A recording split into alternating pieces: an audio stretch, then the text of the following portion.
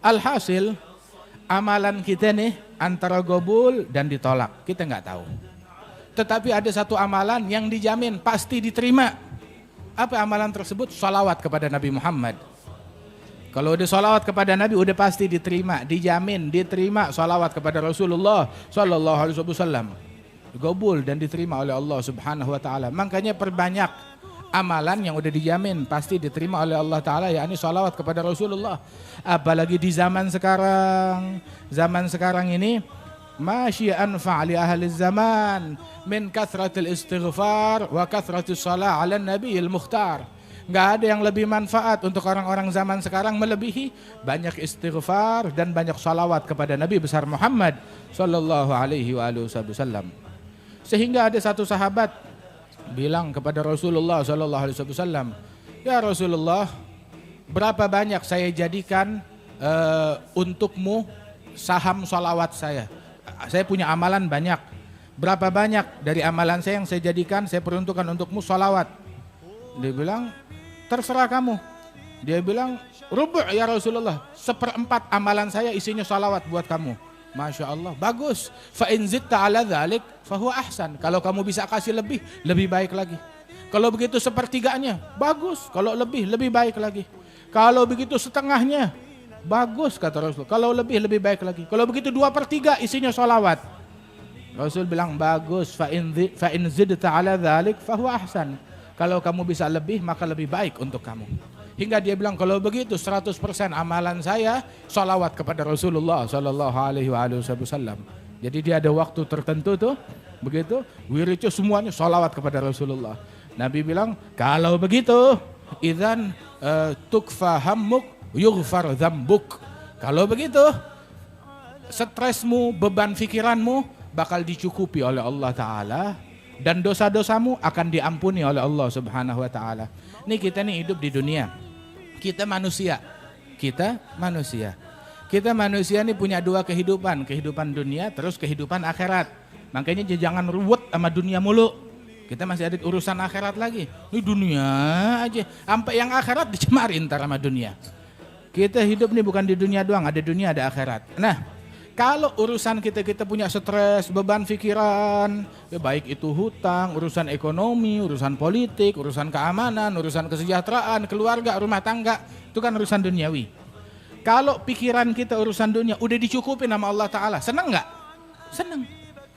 Stres kita dicukupin oleh Allah, dihandle oleh Allah Ta'ala, berarti urusan dunia udah kelar. Dosa kita diampunin oleh Allah Ta'ala, tuh urusan akhirat udah kelar, khalas. Dunia selesai, akhirat selesai. Siapa itu? Orang yang banyak salawat kepada Nabi besar Muhammad Sallallahu Alaihi Wasallam. Nabi bilang, kalau begitu urusan kamu, stres kamu dihandle, dicukupin oleh Allah, dan dosa kamu diampuni oleh Allah Subhanahu Wa Ta'ala. Beres deh urusan dunia dan akhiratnya dia. Dulu tuh ada Al-Imam Jazuli. Al-Imam Al-Jazuli, dia sekali itu jalan sama teman-temannya dalam sebuah safar perjalanan. Akhirnya mereka mau sholat, mau wudhu, begitu. Perkampungan agak jauh. Lihat di situ ada sumur. Alhamdulillah ada sumur. Lihat dalam sumur ada airnya. Ya tinggal wudhu kan. Nah sekarang mau ngambil airnya bagaimana? Nggak ada tali, nggak ada timba. Dia bingung. Nggak taunya nggak lama tuh ada anak kecil datang. Lagi main deket situ. Dia bilang, kenapa kalian pada ngelilingin sumur bapak-bapak? Dia bilang, kami ngelilingin sumur, kami mau ambil wudhu neng. Kita mau ambil wudhu, cuma kagak ada timbanya, nggak ada talinya. Bilang, emang kalau ngambil air di sumur ini perlu timba, perlu tali? Dia bilang, iya. Kita biasanya kalau orang kampung kita selalu ngambil air di sini cuma nggak pakai timba, nggak pakai tali. Tapi sebagaimana?